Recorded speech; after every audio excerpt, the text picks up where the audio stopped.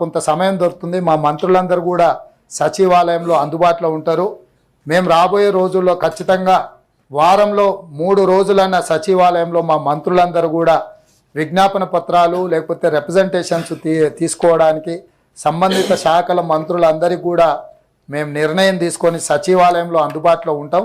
సాయంత్రం 4 నుంచి 6 గంటల వరకు ఎవరు రావాలన్నా వచ్చి అనుమతి తీసుకొని ఆయా సంబంధిత శాఖ మంత్రులకు మీరు మీ దృష్టికి వచ్చిన సమస్యల్ని తెచ్చే విధంగా వాటిని పరిష్కరించడానికి శాయశక్తుల ప్రయత్నం చేస్తాం. ఏదేమైనా అధ్యక్ష, మీ నాయకత్వంలో ఈ సభ సజావుగా జరగాలని, సమస్యలకు పరిష్కారం చూపించాలని ఇక్కడ సభ నిర్వహించడం వల్ల చాలా సందర్భాలలో మంత్రులు ఇక్కడ జవాబు ఇవ్వడానికి కానీ లేకపోతే శాసన మండలి కొంత వివక్షకు లోనవుతున్నదన్న భావన సభ్యుల దృష్టికి వచ్చింది. నేను అసెంబ్లీ స్పీకర్ గారితో మాట్లాడిన, తమరితో కూడా మాట్లాడిన, సంబంధిత శాఖ మంత్రితో కూడా మాట్లాడిన, తొందరలోనే మనము ఇక్కడ జరిగే శాసన మండలి సమావేశాలని ఆ ప్రాంగణంలోకి మార్చుకొని గతంలో ఉమ్మడి సమావేశాలకు వినియోగిస్తున్న అసెంబ్లీ బిల్డింగ్ను పూర్తిగా రిపేర్స్, రినోవేషన్, రిస్టోరేషన్ చేసుకొని వచ్చే బడ్జెట్ సమావేశాలను అక్కడికి తరలించడం ద్వారా ఒక పక్కన అసెంబ్లీ, ఇంకొక పక్కన శాసన మండలి, మధ్యలో సెంట్రల్ హాల్ పెట్టడం ద్వారా ఒక మంచి సాంప్రదాయానికి, సభ్యులకు కూడా ఒకరంటే ఒకరికి ఒక గౌరవం పెరగడానికి, అక్కడనే మంత్రుల చేంబర్స్ ఉంటాయి కాబట్టి సభ్యులు ఏవైనా విషయాలు ఉంటే మంత్రుల దృష్టికి తీసుకెళ్ళడానికి ఒక మంచి సాంప్రదాయానికి మనం పునాది రాయి వేద్దాం. మీరు కూడా అనుమతించండి. ఇది తరలించడానికి అవసరమైన అన్ని చర్యలు తీసుకోవడానికి నేను మా అధికారులకు ఆదేశిస్తా. మీరు ఇక్కడ ఉన్న నోటిఫై చేయాలనుకుంటా. నాకు తెలిసినంత వరకు ఇక్కడ ఉండే సభను అక్కడికి తరలిస్తే కూడా అక్కడ నోటిఫై చేయాలనుకుంటా. దాంట్లో పూర్తిగా మా సభ్యులందరూ కూడా అక్కడికి తరలించడానికి ప్రభుత్వంగా మేము నిర్ణయం తీసుకున్నాము.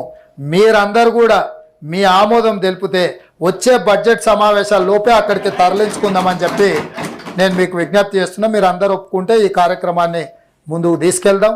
మా చీఫ్ సెక్రటరీ గారికి, మా అధికారులకు కూడా నేను తక్షణమే ఆదేశాలు ఇస్తాను. దీన్ని అమలు చేసి ఒక మంచి సాంప్రదాయాన్ని నెలకొల్పడానికి. నేను మళ్ళీ చెప్తున్నా, మనము ప్రజలు ఎన్నుకున్న ప్రజాప్రతినిధులము, మనం పాలకులం కాదు, మనం సేవకులము. వాళ్ళ సమస్యలు ప్రతి ఒక్కరు వ్యక్తిగతంగా వెళ్ళి వివిధ శాఖలతో కానీ వివిధ సంస్థలతో మాట్లాడలేరు కాబట్టి మనకు బాధ్యత ఇచ్చిండ్రు. మీరు ఏది ఉన్నా సమస్యలను లేవనెత్తడానికి ఎప్పుడైనా రావచ్చు. సమస్యల్ని పరిష్కరించడానికి ఈ ప్రభుత్వం ఓపెన్ మైండ్తో ఉన్నది. ఈ పరిపాలనను సజావుగా ముందుకు తీసుకెళ్ళి సంక్షేమ రాష్ట్రంగా, అభివృద్ధి రాష్ట్రంగా దీన్ని తీర్చిదిద్దుకుందాం. మన భవిష్యత్ తరాలకు ఒక మంచి సాంప్రదాయం. ఎందుకంటే గతంలో చుక్కా రామయ్య గారు, ప్రొఫెసర్ నాగేశ్వర్ గారు, చాలామంది మేధావులు ఇక్కడ సభ్యులుగా ఉన్నారు. వాళ్ళతో పాటు నాకు కలిసి పనిచేసే అవకాశం వచ్చింది. నేను మొట్టమొదట ఈ సభలకే వచ్చిన.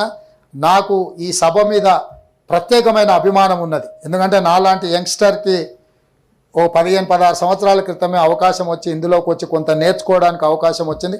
కొత్తగా వచ్చిన సభ్యులకు కూడా నా సూచన, ఆ రోజుల్లో మేము ఏదైనా అంశం మీద చర్చ ఉందంటే రాత్రి మొత్తం ప్రిపేర్ అయ్యేటోళ్ళం, చదువుకునేటోళ్ళం. ఒక్కోసారి నేను ఈ సభకు వచ్చేటప్పుడు ఉదయం డైరెక్ట్గా రాత్రంతా చదువుకొని డైరెక్ట్గా తయారై 1 నిమిషం కూడా నిద్రపోకుండా ప్రిపేర్ అయ్యి డేటా కలెక్ట్ చేసి అంశాలను తీసుకొచ్చి ఇక్కడ ఉండి ప్రభుత్వాన్ని ఇరుకున పెట్టడమే కాకుండా ప్రజలకు సహాయం అందించే విధంగా చర్చలలో మేము పాల్గొన్నాం. ఆ అనుభవమే ఈరోజు నాకు చాలా అంశాలలో ఉపయోగపడ్డది. నేను కూడా సభ్యులకు మీరు లేవనెత్తే అంశాలకు తప్పకుండా చైర్మన్ గారు మీకు అవకాశం ఇస్తారు. మనం పొలిటికల్ యాంగిల్లో మాట్లాడితే చైర్మన్ గారు అయినా సమయం ఇవ్వలేరు. మాకైనా మేము జవాబుదారీతనంతో మీకు సమాధానాలు ఇస్తాము.